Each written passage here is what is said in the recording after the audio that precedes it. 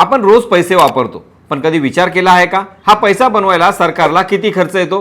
ऐकून धक्का बसेल, कारण काही नाण्यांची किंमत त्यावर छापलेल्या रकमेपेक्षा जास्त असते. उदाहरण द्यायचं तर 1 रुपयाचं नाणं बनवायला साधारणतः 1 रुपये 11 पैसे एवढा खर्च येतो. म्हणजे सरकार प्रत्येक नाण्यावर तोटा सहन करतं. 5 रुपयाचं नाणं बनवायला जवळपास 3 रुपये 69 पैसे, तर 10 रुपयांचं नाणं बनवायला सुमारे 5 रुपये 54 पैसे एवढा खर्च होतो. आता नोटांकडे बघूयात.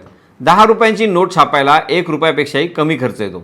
50 रुपयांच्या नोटेसाठी सुमारे 1 रुपया, 100 रुपयांच्या नोटसाठी जवळपास 1 रुपये 77 पैसे, तर 500 रुपयांची नोट छापायला साधारणतः 2 रुपये 29 पैसे इतका खर्च येतो.